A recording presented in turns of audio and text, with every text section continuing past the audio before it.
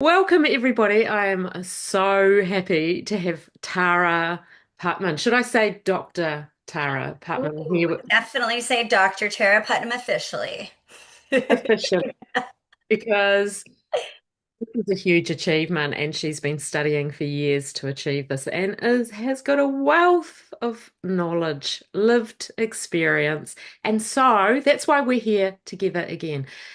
Also, because we traveled together during our recovery from chronic fatigue, MECFS for me, and for you, Tara, it was more, DFS, long COVID. it was a bit of a blur there, wasn't it, to Yeah, know? And it doesn't really post-viral. matter. Yep. Yep, the whole post-viral thing, which I know all our viewers, most of our viewers out there will have experienced in some way during their life, probably, as it Right. seems to be one of the things It that is is they are now identifying um in the world how chronic and how invasive this is throughout the world. So, yeah, millions. yeah, Millions of people here, which is why we're here, basically, isn't it? To raise awareness and to give people absolutely. some ideas on how to move forward and how to get out of this really unpleasant state. Right, That is, exactly. yeah. So today, are you happy, Tara, to talk about how our environment impacts the development of these illnesses, but most importantly, how our environments can keep us held. Right. So a lot of my research data that I have done has been surrounded about the correlation between chronic illnesses, CFS, long COVID, and how it's impacted by environments, especially toxic environments or healthy environments. So we've been talking about the correlation, not the causation. So what we've seen in the data is if someone gets sick, it could be a simple illness, a simple virus, and you're in a toxic environment. It could be home, it could be work, it could be family relations. That your body is actually spending so much time and energy focused on those environments that it's not able to actually devote the attention that it needs for healing. So, That's right. Is that when, obviously your nervous system, because you've got these toxic things going on, all the threats picked up in your external environment, right, plus your internal environment of the virus at play, right, that your nervous system, your autonomic nervous system is potentially in fight, flight, or freeze instead of the healing branch, right. but also potentially your mitochondria have picked up the threat internally from the virus and has gone into a thing called cell danger response. Right. So that's the two things. The mitochondria, which are inside your cell, they're the energy hub inside each cell. When the mitochondria gets compromised, you can't build the energy, and the energy is what you need for healing as well as for the energy of life. So if you have chemicals flooding your body, hormones, dopamine, adrenaline, cortisol, those hormones are stopping and suppressing the mitochondria from actually being able to be the energy hubs that they need to be for healing and well-being. So, big component of it. It is, and I know that there's a lot of focus out there at the moment on, nervous system, and Right. that is a big, huge part of all of this. It's massive, but the actual, cell danger response doesn't get much of a look in, I've noticed. No, it's interesting. There's definitely a focus on how do we regulate the nervous system, but we're also not seeing how do we keep the nervous system safe before needing to continually regulate it. So there needs to be a combination of both in there. And Um, that's right. That's flow, isn't it? It's a flow, and it's always the same with your mind, body, and spirit. Each right, impacts the other, and to fragment one part of it is right, not necessarily completely useful. right, What do you think about that? exactly. Yeah. Absolutely. And the other piece of data that's come out that's really interesting, especially with long COVID and CFS, is the reactivation of EBV, Epstein-Barr virus, also known as mono, in the Glandular fever, system. we call it over here, glandular fever in the Southern Hemisphere. Yeah. Exactly. And so we're getting the symptoms of extreme fatigue. For me, it felt like I felt like I had a magnet to the center of the earth in me, and I was just glued to the floor and could hardly lift any part of my body. Body aches, headaches, malaise, just feeling uncomfortable with life in your situation. And what starts happening is your rumination and your spinning in your mental world of, am I going to get better? What is happening? Oh my God, what is it today? Did this happen? And you start spinning in this negative spiral, all encompassed in this world. Like a stress loop, isn't it? And And it, it is actually called a 100%. limbic system stress loop. It goes round and round, and it's like a um, it's like a rat on a wheel going round and round. So one of the videos that I've been making is I've been trying to record my hamster on its wheel, A and it keeps hamster, that's stopping right. every time I take a video because that's exactly it. And it's like it keeps going, but for us in the illness, eventually the hamster just he falls off the wheel, It exhausted. runs out of energy. Exactly, cannot move anymore. So Yeah. So under having an understanding of all of this, I guess, is, people think, well, how does that help us get better? That's not helping us get better, but right, to understand the mechanisms and what's going on gives you the keys to open the door to right. what you can do to get off the bloody hamster wheel. Right, that's exactly it. And so, one person described this really well for me. All you need to know is one more little piece that can help shift everything for someone. So, as you're watching videos, as you're watching this, you're looking for maybe there's that one little tiny either mindset shift, physical shift that can make a significant difference. Felicity, I think what we have both learned is this is a long haul process. This isn't a quick fix. There's not Absolutely. there's not a plant medicine journey that you do one night and the next day you're healthy and integrated, which is, advertised significantly right now. There's not a, we do all these nervous system regulators and then we're going to feel better. There's a lot more to this story and this journey. And I think you do go through a phase early on where you are looking for that quick fix. Oh, You desperate. are looking for that pill that's going to cure the ill, and it's going to Right, be easy because that's human nature. You want an easy fix. But right. we've got to be real. We can't fight reality here. For most people, it's going to be like a long marathon. Right. And in Western society, we are taught go to the doctor, they'll tell you what's wrong, they'll give you the medicine, and then you'll start feeling better. And what we've learned is actually that that's not this version of illness. This is usually undiagnosable.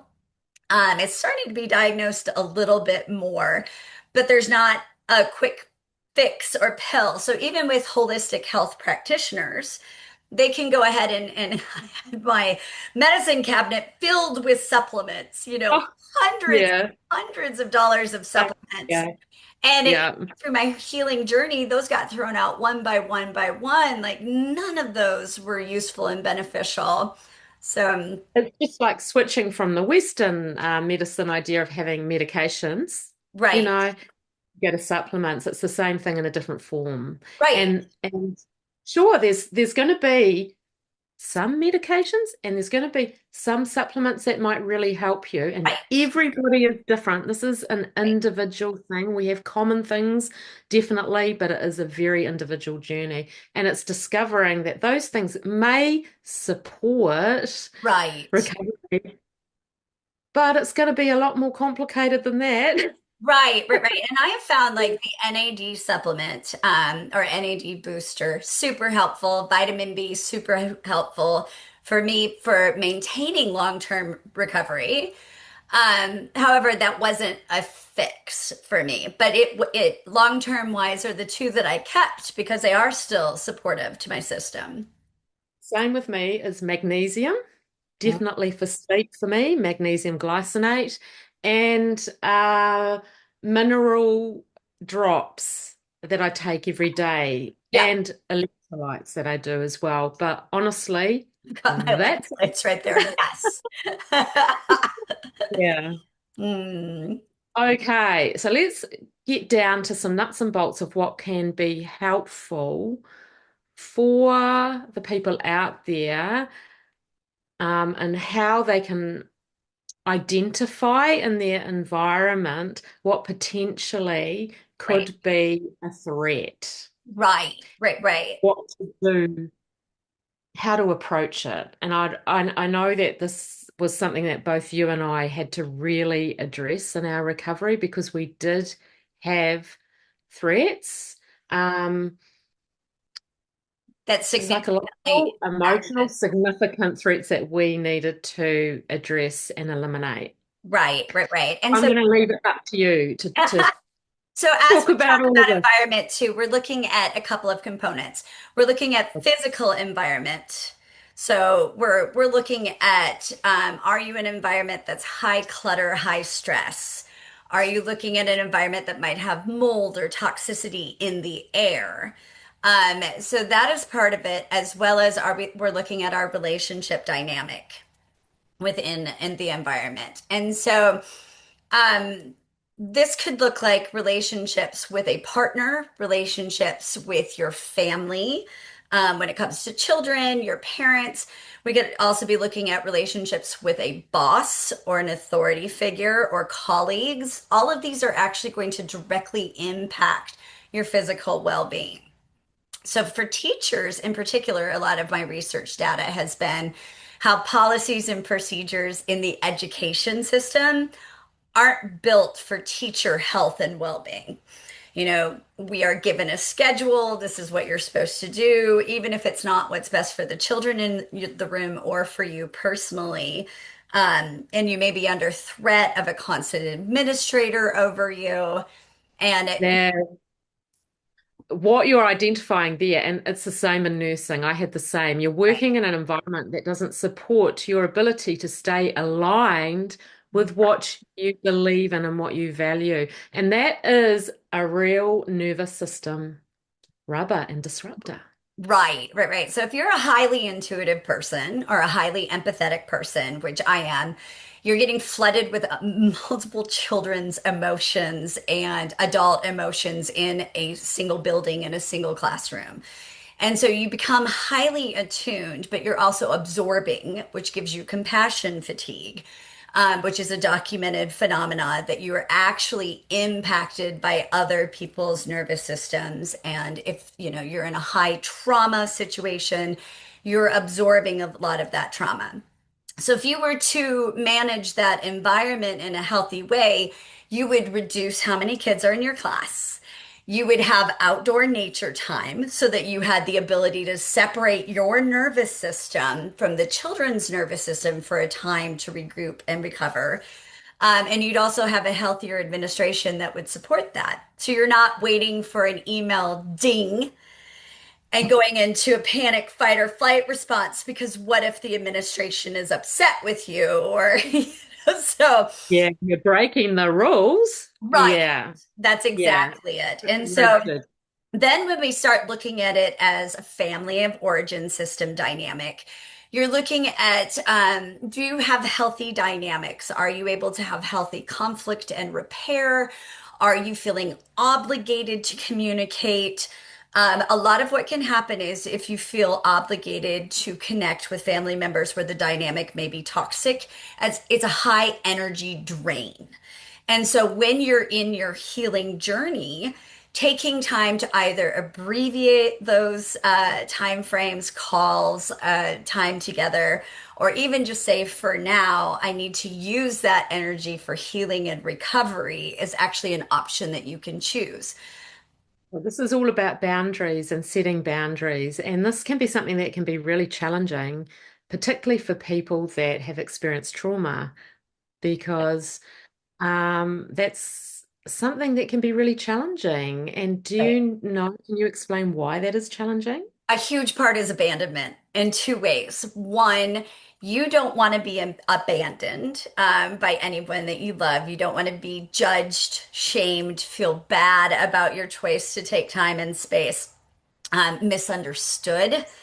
Like, the other piece is like, you don't want to be seen as like giving the silent treatment or shutting them out or this is over and done forever versus, hey, I need this energy to be used for something else right now. So But my that family of belief origin, is like, yeah, like it's like people pleasing, overcompensating, right, overgiving, self-abandoning, right. and these patterns of behaviors that then make it challenging to adjust your environment to make it a more healing space for yourself. Is that how you see it? Exactly. And so, and my family of origin was amazing at understanding, like, hey, we'll come and help for a couple days and we know that it gets tapped out. Like, they were so understanding about it, but that doesn't mean it wasn't hard asking for what I needed and expressing that. It was still, I did not want to hurt them by letting them know what I needed in at that time. I was exactly the same. I actually hid a lot of my illness. I was living in another country, so from where my family were, so they didn't necessarily know what was going on because there's also this other thing that happens, isn't it, too? Like when you've gone through challenges, trauma, whatever you want to call it, is that you become very hyper independent. Hyper And independent. yeah, asking for Exactly. help really, it's really hard. And um, also accepting that help. Right. Oh gosh, that was so hard. What I ended up doing too in my healing journey, once I was just raising my daughter on my own, so single mommy jamming it, I depended a lot on her friends at school and the parents of friends at school as a huge support system. And that was such a wonderful area to integrate into my healing journey. So, Right. yeah. Yeah. So then So when there's we, probably going to be a lot of people out there that are in situations where the environments are less than ideal right. to support their recovery.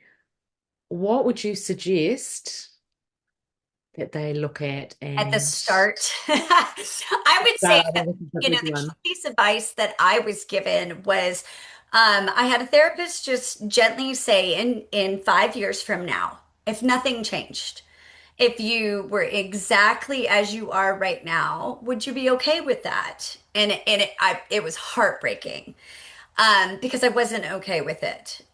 So for me, I had a dynamic where there was a lot of cognitive dissonance and a lot of challenges. Can you explain what cognitive dissonance is again for people?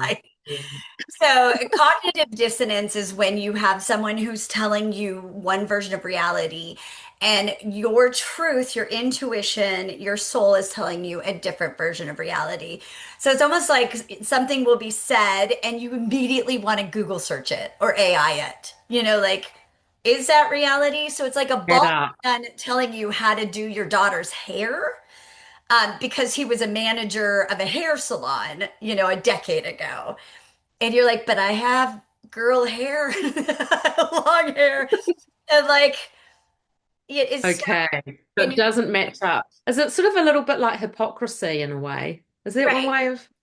right. Okay. That's one way. But what it does to the physical body and to the nervous system is it puts you in a high alert situation because you start questioning and second guessing your own reality. And it feels like you're almost straddling constantly what's real and you get kind of fragmented. Eventually it starts shifting into a dependence of saying, oh, wait, can you tell me what's real? And asking the other person to validate what's real for you. Okay. So you're actually losing your own reality in a way. Right. You do lose your own reality. The longer that you're in that type of environment, the more it gets pushed on you. The more that you kind of just go, I can't figure it out. You do give it over 100%. So the curiosity starts with what's happening here. If you're feeling like you're questioning what's being said, one of the best things you can start doing is taking out a journal. And, there's also the mindfulness of make sure it's a journal that's in a place that's safe. You don't want it picked up and read by anybody. This is your private journal. But you start writing down, like, here's what I'm hearing, here's what I'm questioning, here's what my intuition and truth is saying. So you start having a concrete template of like something's not in alignment.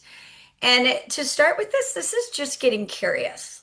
This is just you wondering, like, this isn't you saying, I'm going to make a life decision today, unless that feels real and true for you, and you need to do that immediately.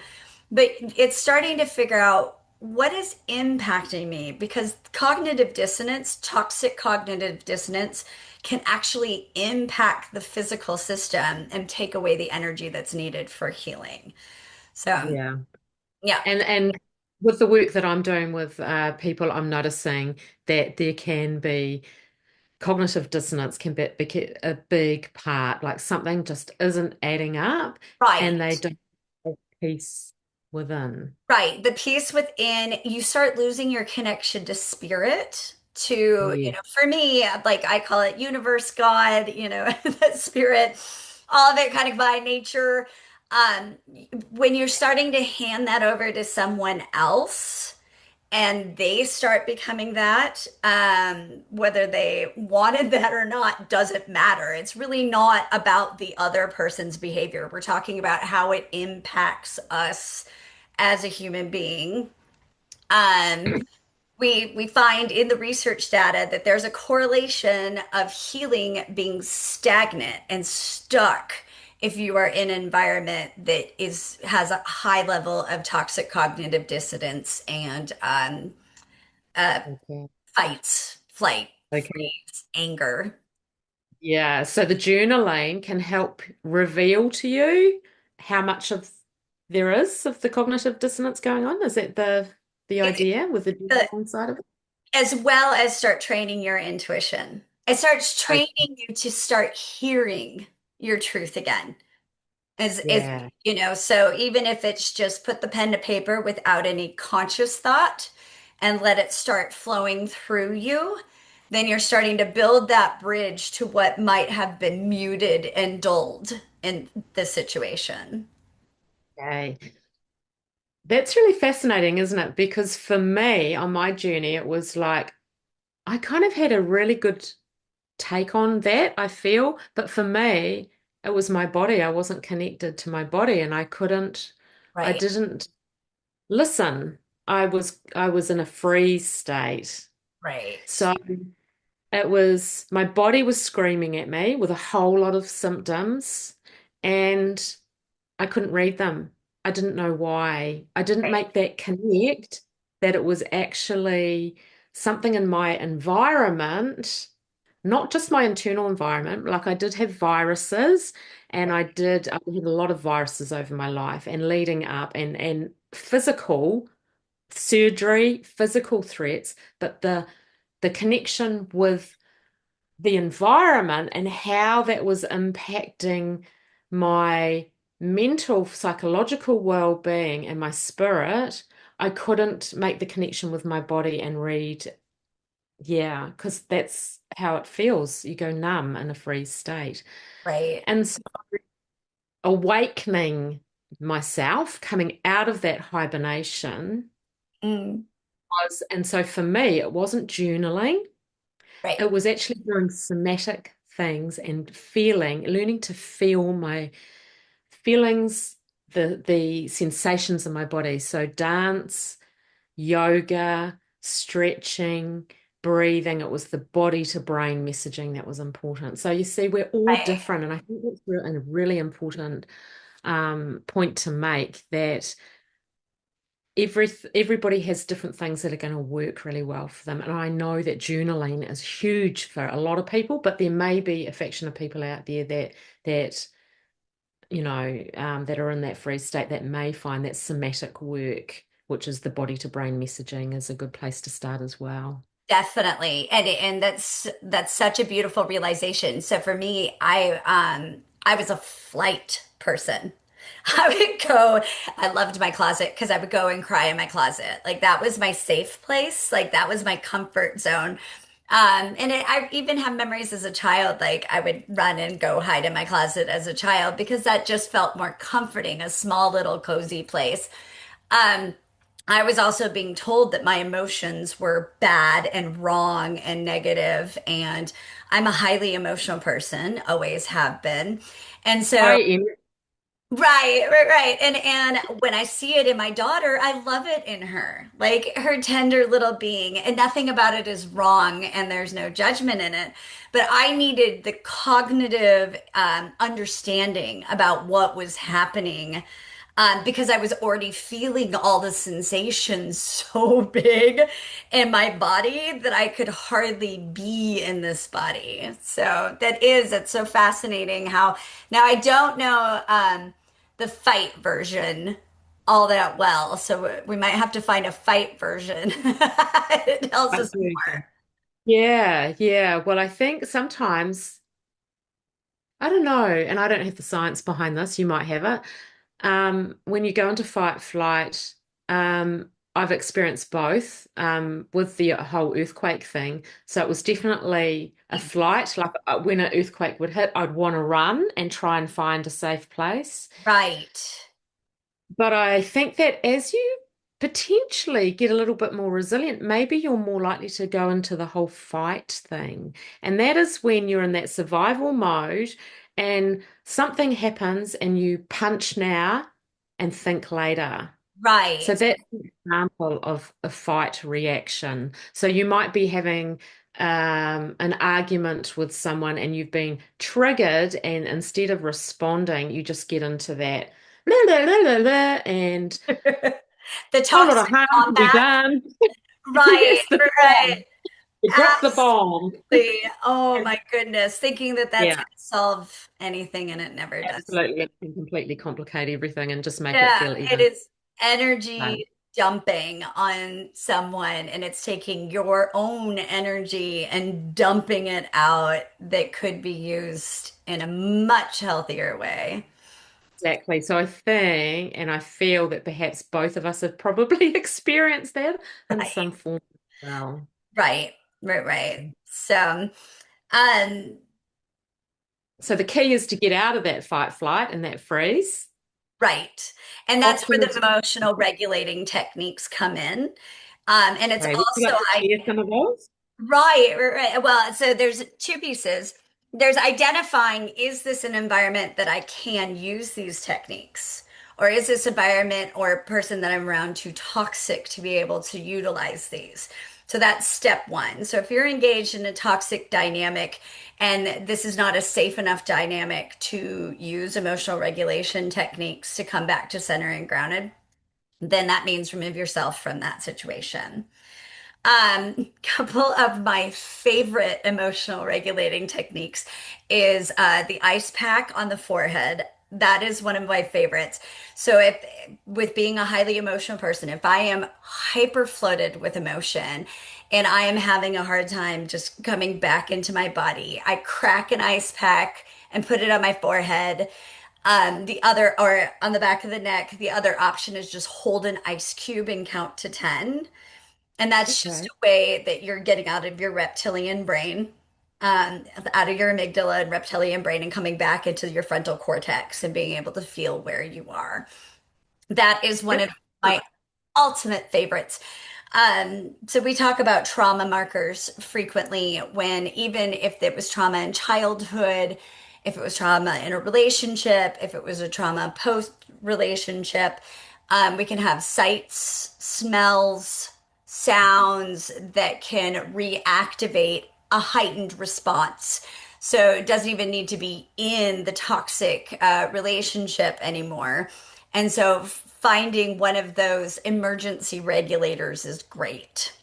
Yes, for me, so I was diagnosed with PTSD after the earthquake, so that and it was Right. sounds. Of Right. course, it was, I would hear a rumbling and it would just like, make me feel incredibly unsafe. I'd be in fight flight. It was like the earthquake was happening all over again, Right. basically.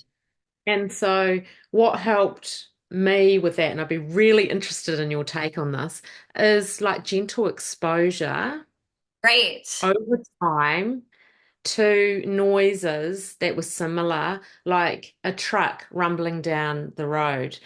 As time went on, that became lesser and lesser. It was like I was being desensitized. Right. So this is where the research data is really clear about labels, about like what actually has caused having the dysregulation. So if you have something like complex post-traumatic stress disorder, where you had continual re-exposure again and again and again to the traumatic event, and it, Good, because for 2 years, there was something like we had thousands of earthquakes over 2 years. right, So it wasn't just one, it was just like over and over. So it got right. wild. So if you think Yeah. like a toxic relationship and you're getting another round of an argument in which your self-esteem has been destroyed, your sense of value has been destroyed, you are left just absolutely devastated and depleted at the end of this argument. If that's happening over and over repeated for long, prolonged periods of time, that is where you don't want to continually re-expose yourself because that actually causes you to just relive it over and over. You want low grade exposure, but not until long beyond your nervous system has had time to Ah, recover and regroup. thank you, because that's Right, how it works for me. When I was really sick, there was right. no way that I could do any of that work. And the No, psychologist that I was working with, who was wonderful, attempted it at one stage with right. me, and it just did not work. And so No, she had to really, at that time, ground me and get right. me back into my body because I was having a full on because we attempted it too soon. And that's why quite often talk therapy early on in these illnesses, it's just not helpful. In fact, it can be a harmful It can be thing. harmful. And, Yeah. therapists, coaches, psychologists are all trained in their own modalities. And some were trained multiple years ago, some were trained recently. There are special certifications for CPTSD, for betrayal trauma. For toxic relationship dynamics or personality disorders. They're all actually separate certifications. And so you can get therapists who just aren't trained. So they're trained in a different modality of healing, and they are actually invalidating you, re-exposing you too soon. And I had the similar situation. I had betrayal trauma challenges that were causing a huge somatic reaction. So nightmares, flashbacks, crying, and especially around my daughter, I didn't want to have that type of reaction. I wanted to make sure she just never saw her mom in that state. And so for me, it was you just don't continually re expose yourself.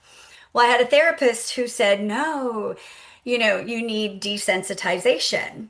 Well, I tried a few times and it made it so much worse and it actually inflamed it. And so And now it that, can mean the symptoms that you're having when people are really, really in the depths of chronic fatigue, long COVID, MSCFS, whatever you want to call it, it right, can send you into crashes. It can send you into massive um major crashes.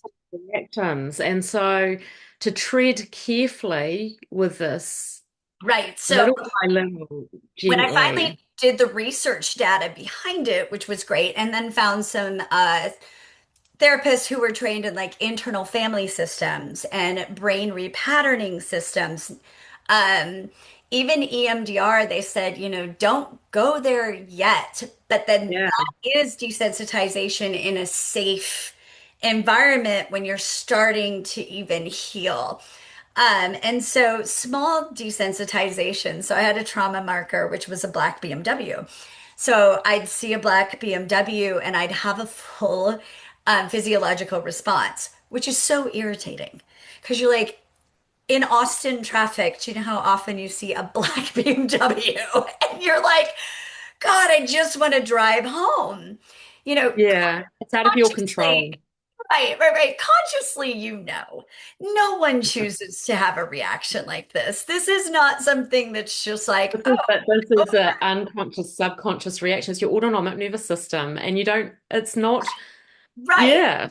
Like my sense of safety in this world got shattered and associated with the black BMW.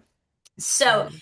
as healing went on, I was able to do things like go to a black BMW shop, a BMW shop. That's a safe exposure. Like there Yes, was like limited to no potential of actually having a dangerous response there or reactivation. So there are slow integrative ways to desensitize, but sometimes yes. for some people, it just takes as long as it takes. So I had this one woman who I've been working with or who I knew, and it's been long over 40 years since her husband and a close friend of hers and blurry lines and they're still together and their daughter was getting married. Okay. She could not go to the wedding if they were going to be there. And this is 40 years 40 down the years line. later. And it's Wow. not like she wanted that. It's not like she was saying, she's defective or broken. It was literally something she physically, emotionally couldn't do. And it was devastating for her. And so part of working with her is figuring out the cognitive part and then the body part together to be able to put all of the pieces back together. Now, she may never be able to be around those people and coming to the place of like, that's okay. You can still love and accept yourself even if that's too much. So, Yeah. So it's really all about safety, isn't it? It's all right, about instilling that safety psychologically, but in your body as well. And that's, that can be unusual things like making sure that your blood sugar is regulated. That's a safety signal in your body. It right. could be big thing is breathing Breathing. well. My That is huge. my oxygen level, I used to have an oxygen ring. It would plummet randomly. I remember being in Sam's Club. We have a big marketplace shop here called Sam's Club. And all of a sudden, it notified me that my blood oxygen had just dropped severely, like danger zone, and like having to sit down in the aisle, breathing. This is it because when you're in fight flight, you're breathing shallow Right, and you can breathe really shallow and you right, might not even be aware of it because again, breathing is controlled by your autonomic nervous system. It's a subconscious, unconscious thing that's going on. And so a good skill to develop when you're sick with these illnesses is to stop and assess regularly how you are breathing. Are you breathing deeply?